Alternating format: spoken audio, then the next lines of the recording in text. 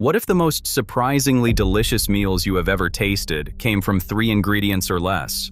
What if your grandparents already knew something about food that the entire modern grocery store industry has spent 70 years trying to make you forget? Number 21 on this list was so simple that Depression-era families were almost embarrassed to serve it. Yet food scientists now know it delivered more nutrition per penny than almost anything sitting in your pantry right now.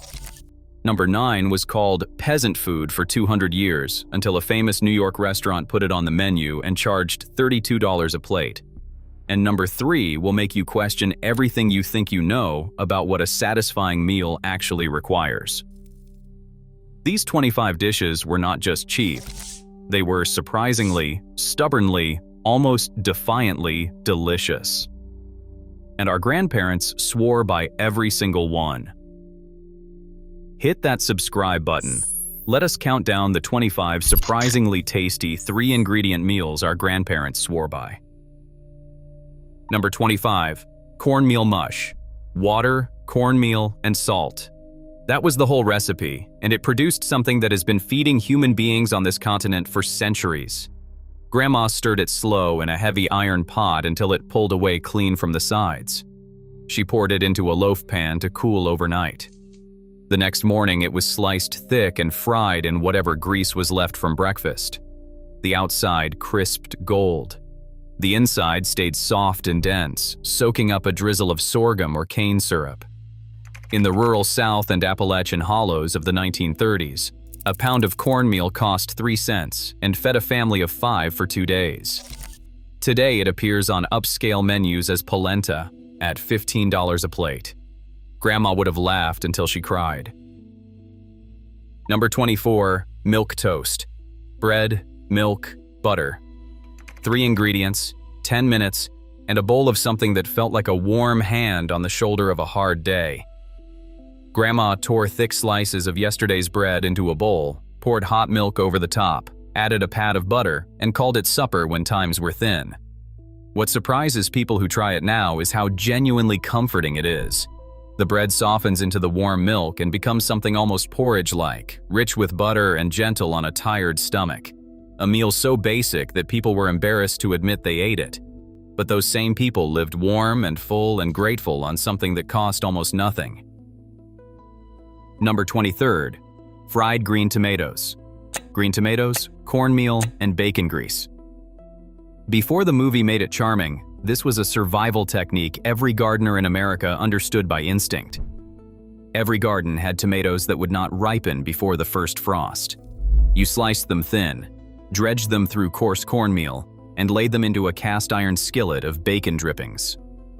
The bitterness of the unripe fruit cut through the rich fat. The crust crackled at the edges. The surprising thing is the flavor. It is brighter, more complex, and more interesting than anything a ripe tomato fried the same way could produce. This was not a recipe invented in a kitchen. It was a reflex born from a garden and a season that would not cooperate. Number 22. Crackling cornbread. Cornmeal, cracklings, water. When Grandma rendered lard from pork fat, the crispy bits left behind were called cracklings, and she folded them directly into cornbread batter. They added fat, salt, texture, and a deep smoky richness that made plain cornbread taste like something altogether different. The cracklings puffed slightly in the oven heat, leaving small pockets of crunch scattered through every slice. This was the original zero-waste cooking, invented not by a chef, but by a woman who understood that nothing leaving her kitchen should go without doing its job first. Number 21. Dandelion greens with hot bacon dressing. Dandelion greens, bacon fat, and vinegar. Tenant farmers in Pennsylvania and Ohio knew something that nutritionists took another 80 years to confirm. Dandelion greens are loaded with iron, calcium, and vitamins A and C. In early spring, when the root cellar was nearly empty, Grandma walked the yard with a paring knife and came back with enough greens to feed everyone. She wilted them with hot bacon fat poured directly from the skillet, splashed in apple cider vinegar, and had supper on the table in 5 minutes. Free food. More nutrition per bite than almost anything in a modern grocery store. Modern nutritionists call dandelion greens a superfood. Grandma just called them supper. Number 20, salt pork and beans. Pinto beans, salt pork, and water. This was the meal that built the American South. It only needed 3 things. A pot of pinto beans with a piece of salt pork dropped in at the start of the day would simmer low for 6 hours until the broth turned silky and the beans fell apart against a spoon. The salt pork gave everything it had, flavoring the entire pot for less than 8 cents in 1935. Coal mining towns in Kentucky, sharecropper cabins in Mississippi, and immigrant kitchens in Chicago. This pot was everywhere, on every back burner, in every home where someone understood that patience was the cheapest ingredient available and the most powerful one. Here is what the food industry spent decades hoping you would never figure out. In 1953, the Campbell Soup Company hired a team of home economists whose entire job was to convince American women that cooking from scratch was complicated, time-consuming, and inferior to opening a can. They published recipe booklets, they sponsored radio programs, they wrote columns in women's magazines under fake names. It worked. Within a decade, housewives who had been making bean soup and potato pancakes from 3 ingredients were buying cream of mushroom soup in cans and calling it cooking. The knowledge their mothers had carried died quietly with them. But here's the part that should genuinely surprise you. The 3-ingredient meals on this list still cost less, still taste better, and still deliver more nutrition than the processed replacements that pushed them off the American table. The industry needed you to forget. You do not have to stay forgotten. Number 19, vinegar pie. Eggs, sugar, vinegar. This sounds like a mistake. It is not. When lemons were too expensive and fruit was out of season, Depression-era grandmothers made pie from eggs, sugar, and apple cider vinegar. The vinegar created a tartness that tasted uncannily like lemon curd. Baked in a pie shell, it set up custard smooth, bright with acidity, sweet enough to feel like a genuine treat. The surprise is that people who eat it without knowing what is in it almost always guess lemon. 3 cents worth of ingredients that tasted like something that cost 20 times more. Number 18, potato pancakes. Potatoes, flour, salt. Grandma grated raw potatoes into a bowl, squeezed out the starch water with her hands, mixed in flour and salt, and fried them flat until the edges turned deep brown and lacy, while the centers stayed tender and soft. Polish grandmothers, German grandmothers, and Jewish grandmothers all called them by different names and made them in the same cast iron pan with the same 3 ingredients and the same genius. The surprising thing is the texture. The crisp edges against the soft center create something that no packaged potato product has ever successfully replicated, because the secret is fresh starch and hot iron, and hands that knew exactly how thin to press them. Number 17, Hoover stew. Macaroni, canned tomatoes, and hot dogs. Named after the president whom few blamed kindly for the Depression. It was boiled macaroni, a can of tomatoes, and hot dogs sliced in, all simmered together until the pasta absorbed the tomato and the whole pot became one unified thing. Relief kitchens across New York and Chicago served versions of this to thousands of families a day through the worst years of the 1930s. The surprising thing is that children who grew up eating it remember it as comfort rather than hardship, because their mothers made it taste like something they chose to cook. That is the real ingredient, the one that never shows up on a recipe card. Number 16, pot liquor and cornbread. Collard greens, fatback, cornmeal. The liquid left over from boiling greens with fatback is called pot liquor, and it is more nutritious than the greens themselves. Every vitamin that cooked out of the collards ended up in that dark, smoky broth at the bottom of the pot. Grandma poured it into a bowl, crumbled hot cornbread over the top, and called it pot liquor supper. It was considered the poorest meal in the South. Nutritionists now recognize it as one of the most mineral-dense preparations in traditional American cooking. Grandma knew. She just did not have the vocabulary to explain why. She did not need it. Number 15, tomato gravy with bacon drippings. Canned tomatoes, flour, bacon drippings. On mornings when the egg money had run out, Grandma cooked flour in bacon drippings until golden, then poured in a can of stewed tomatoes and stirred until thick and smooth. She ladled it over biscuits, cornbread, anything that needed something on top. Tangy, rich, deeply savory, and surprisingly complex for something that took 10 minutes and cost almost nothing. The surprising part is how often people who try tomato gravy for the first time say it tastes like something they have been missing their whole life, without even knowing it had a name. Number 14. Cornbread and buttermilk. Cornbread, buttermilk, and salt. Cold buttermilk poured over crumbled cornbread in a tall glass, eaten with a long spoon. The cornbread absorbs the buttermilk and softens into something almost pudding-like, cool and slightly sour, and surprisingly filling. Farmers across the South and Midwest ate this for supper on hot summer evenings when nobody wanted to stand over a stove. Old men still alive today remember coming in from the fields and eating this standing at the kitchen counter because sitting down felt like too much ceremony for something so simple. That simplicity was never the problem. It was always the point. Here is the science that nobody thought to tell your grandparents because they already knew it through practice. In 2017, researchers at the University of Georgia analyzed the nutritional profile of traditional Depression-era meals and published findings that surprised the academic community. Pinto beans cooked with salt pork and eaten with cornbread covered nearly all daily protein, fiber, iron, calcium, B vitamin, and caloric requirements for an adult doing heavy labor, for less than a dime a serving.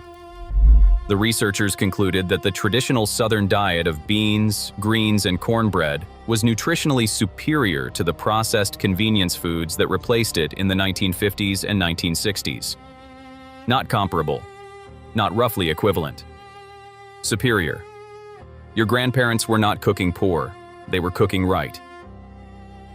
Number 13. Bread pudding. Stale bread, milk, eggs. Every household produced stale bread, and Grandma did not throw it away. She tore it into a baking dish, poured over warmed milk beaten with eggs and a pinch of nutmeg, and baked it until it puffed golden. The edges crisped.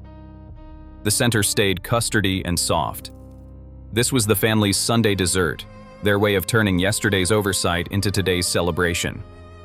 It now appears on restaurant menus at $12 a portion. The surprise is that the restaurant version is rarely better than the original. The original had something the restaurant version cannot manufacture: the specific satisfaction of wasting nothing. Number 12. Bean soup with ham hock. Navy beans, ham hock, and water. Grandma started this pot in the morning on the lowest flame the stove could produce, and by evening the kitchen smelled like something worth coming home to. The beans absorbed the smoky salt from the ham hock until every bite carried the ghost of pork, even though there was almost no actual meat in the pot. This fed 12 people. This was dinner and tomorrow's lunch and the basis of the day after that. The surprising fact is that Senate bean soup, still served in the United States Senate cafeteria every single day, is a direct descendant of this exact 3-ingredient pot. They just do not say where it came from.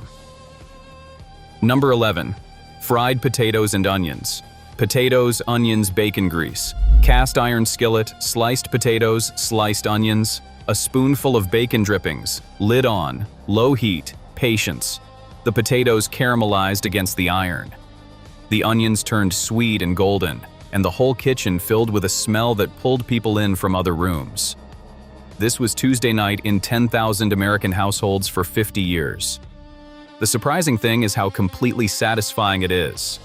How a skillet of 2 vegetables cooked low and slow in good fat can constitute a meal that leaves nobody at the table feeling shortchanged. Number 10. Wacky cake. Just flour, cocoa, and vinegar. No eggs, no butter, no milk. During wartime rationing, when those ingredients were scarce, bakers discovered that vinegar reacting against baking soda could leaven a chocolate cake perfectly. The result was dark, dense, and genuinely delicious. The surprise is the chemistry. The vinegar activates the baking soda and creates carbon dioxide bubbles that lift the batter into something light and tender. Grandma knew it worked without understanding why. She did not need a laboratory. She needed the cake on the table, and it was there. Number 9. Milk gravy and biscuits. Flour, milk, pan drippings. Flour cooked in pan drippings until golden. Hot milk stirred in slowly until thick and creamy, poured over split biscuits made from those same three ingredients in slightly different proportions. Grandma could make this entire meal in 20 minutes with nothing beyond pantry staples that kept all winter. It was breakfast on the coldest mornings and supper when the smokehouse was empty. It was proof that three ingredients, managed with knowledge and care, could produce something that tasted like abundance on a morning that felt like nothing but lack. Restaurants now serve this for $11 at brunch and call it a Southern classic. Grandma called it Tuesday. Number 8. Pinto beans and cornbread. Pinto beans, cornmeal, fatback. This is the meal, not one of the meals. The meal. Across Appalachia, across the rural South, across every coal camp and tobacco farm in America, this pot was on somebody's stove every single day for 100 years. The beans simmered with fatback until they burst open and thickened their own broth into something silky and dark. The cornbread came out with a crust on the bottom and a tender crumb in the middle. You broke the cornbread into the beans and ate it with a spoon. Families who ate this lived long lives. The surprising fact is that they were not just surviving. The research now confirms they were eating right. The grandmothers already knew. There is a woman alive today who is 91 years old and grew up in rural Georgia in the 1940s. She raised 7 children on a farm that grew its own corn and dried its own apples and kept 1 hog a year. She knew exactly how many meals she could get from a single ham hock. She knew dandelion greens were free. She knew dried beans cost less than anything else in the store and kept a belly full longer than anything else on the menu. Her grandchildren do not know how to boil beans. The knowledge stopped somewhere around 1965 when her daughter got a job in town and started buying canned soup on the way home. That is not progress. That is a generational loss so quiet that nobody noticed it while it was happening. What she knew is worth recovering.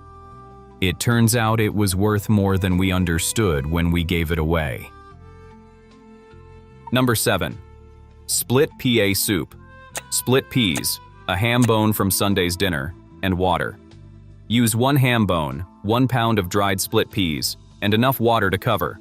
Simmer it for 3 hours, and what you get is something that medieval European peasants, American Depression survivors, and Second World War homefront cooks all discovered independently, without ever communicating with each other. Split peas dissolve when cooked long enough, and they thicken the water into something rich and satisfying, without any flour or cream. Scientists measured the nutritional content in 2019. Complete protein, more dietary fiber per serving than almost any other common food, B vitamins, iron, and potassium. Everything a working body needs in a bowl that cost 14 cents in 1940. Number 6. Water pie. Water, flour, sugar. From the desperate bottom of the Depression, when there was nothing in the house and company was coming and pride demanded something be put on the table, grandmothers made water pie. A pie shell filled with water, flour, sugar, butter, and vanilla, baked until it set into a translucent, wobbly custard. Sweet, honest, and warm from the oven. The woman who made something from nothing, who put a pie on the table when there was no food in the house, who refused to serve an empty plate, she was the strongest person in the room. She always was. Number 5. Rice and gravy. White rice, pan drippings, water. The foundation of Cajun cooking, Louisiana working class cooking, and half the rural South for 200 years, reduced to its simplest form. White rice topped with thin gravy made from pan drippings, stretched with water and stirred until dark and savory. When there was no meat, the gravy was just grease and brown bits. When there was a little meat, that gravy carried the flavor across an entire bowl and made 1 portion feed 3. Rice was cheap. Rice was filling. Pan drippings were free because the pan was already dirty. Number 4. EGG drop soup. Eggs, broth, and salt. Before the Chinese restaurant on every corner made this feel exotic, egg drop soup lived in farmhouse kitchens across America under different names. The broth is brought to a simmer, beaten eggs are drizzled in slowly, and they set instantly into golden ribbons floating through the liquid. Salt. Done. European immigrant grandmothers called it stracciatella. Jewish grandmothers called it egg soup. Southern grandmothers called it whatever they felt like. The ingredients were the same. The knowledge was the same. The surprising thing is how satisfying something this simple can genuinely be. Number 3. Crackers and milk. Saltine crackers, milk, and salt. A handful of crackers crumbled into a bowl. Cold milk poured over. A pinch of salt. Eaten with a spoon for supper when supper was whatever could be assembled late in the evening after the stove had been cold for hours. The crackers absorbed the milk and softened into something that satisfied something basic and immediate in a hungry stomach. The surprising thing is the warmth people feel when they describe this meal, not the food itself. The memory of sitting at a kitchen table in the quiet of a late evening and eating something simple and certain. That certainty was the real comfort. Number 2. Vinegar cake. Flour, vinegar, sugar. The Depression-era answer to a celebration when eggs and butter were gone. Vinegar reacting with baking soda created the rise that no egg could provide. The result was genuinely sweet, genuinely tender, and genuinely something worth putting on the table when the occasion called for something special and the pantry said otherwise. Grandmothers who made this did not describe it as making do. They described it as baking. The distinction mattered. Making do implies defeat. Baking implies skill. The skill was real. The cake was real.